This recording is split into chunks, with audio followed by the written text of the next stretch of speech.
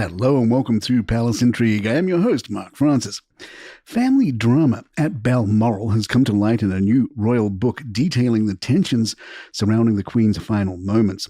According to Robert Hardman's Charles III, New King, New Court, the story behind Prince Harry's solo journey to Scotland was even more fraught than previously known. It seems King Charles, then Prince of Wales, personally called both his sons to urge them to travel to Scotland quickly, but made it clear that Meghan was not welcome. When Harry pushed back, Charles apparently claimed that no other spouses were coming, mentioning specifically that Kate wasn't coming. What Charles likely didn't know is that Kate had actually chosen to stay behind to support her children on their first day at Lambrook School. This innocent detail inadvertently diffused what could have been an even more explosive family row, as Harry wrote in Spare that the news about Kate's absence immediately calmed him down. The reality, according to Hardman, was that Charles simply wanted to avoid family conflict during what he thought would be days, not hours, of final goodbyes. By the time Harry chartered a private plane and arrived at Balmoral, the Queen had already passed and both his father and brother had departed.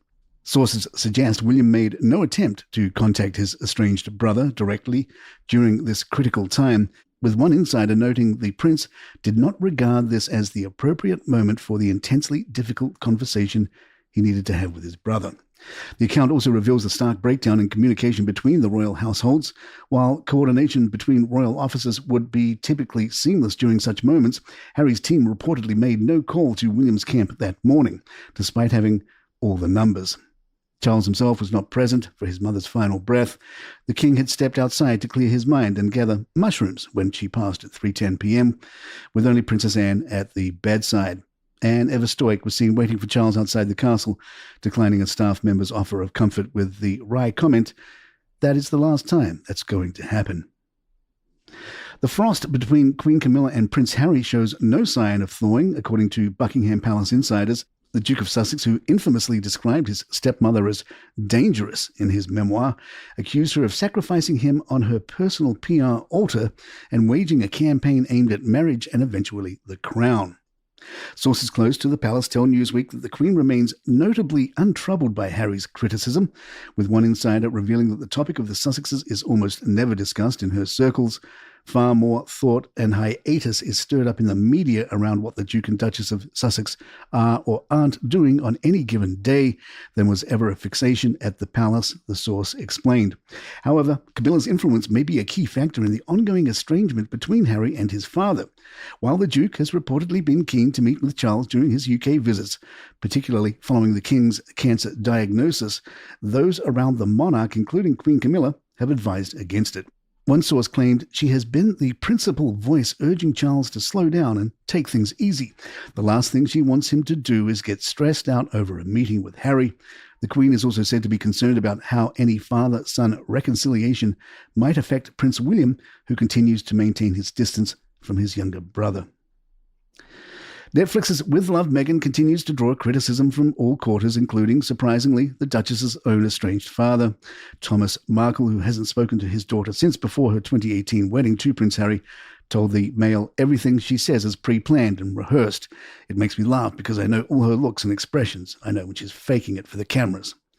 The 80-year-old admitted he hasn't watched the entire series but has seen clips. His comments add to a chorus of negative reviews, with The Guardian suggesting Netflix should kiss the Netflix deal goodbye and The Telegraph calling the show an exercise in narcissism. Meghan's half-brother, Thomas Markle Jr., offered an equally unflattering assessment, saying, "Halfway through, I realized there's something better I could be doing with my time." Psychologist Stefan Walters told OK magazine that these public reminders of familial estrangement likely hurt the Duchess. When there's an estrangement, whatever that form takes, it can be painful and hurtful to be reminded of that connection. He explained, "The opposite of love isn't hate, it's indifference. So the fact that these people still feel a need to talk about Meghan suggests there are still feelings there, maybe sadness and anger and grief.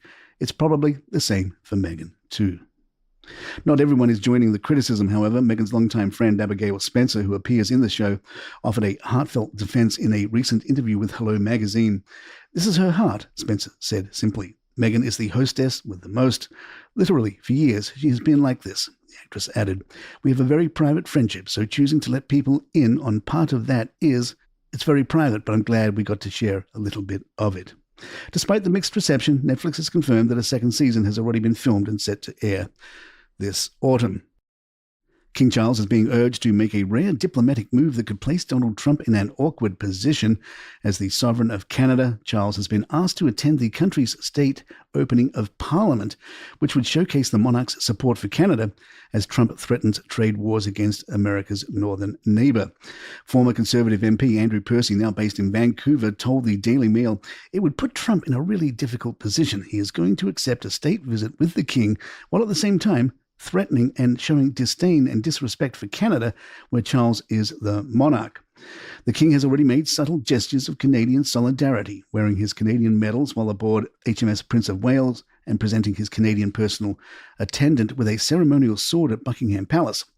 If Charles does attend the opening after Canada's upcoming federal elections, he would be following in the footsteps of both his grandfather, King George VI, who visited in 1939, and his mother, Queen Elizabeth II, who attended in 1957. Down under, the royal family has received a significant cultural snub. The Reserve Bank of Australia has confirmed that King Charles will not feature on the new $5 banknote, ending a tradition that saw Queen Elizabeth II's portrait grace the note since 1992. Instead, the redesign will honour Aboriginal and Torres Strait Islander people's connection to the country and overturning of terra nullius. The bank has opened submissions for artwork representing the enduring emotional, spiritual and physical connection of First Nations people to the land. This decision has sparked debate in Australia, with opposition leader Peter Dutton previously describing it as another attack on our systems, on our society and our institutions. While King Charles will still appear on Australian coins, this move comes despite his long-standing relationship with the country. The King has visited Australia 16 times since his first trip in 1966, most recently travelling there with Queen Camilla in October of 2024. From royal visits to royal soap, King Charles is selling a luxury bar of soap for Mother's Day at the eyebrow-raising price of £28. Part of Highgrove Gardens' Mothering Sunday gift range, the Highgrove Bouquet Soap claims to capture the essence of Highgrove Gardens, with fragrances including silver lime blossom, mimosa and cedar.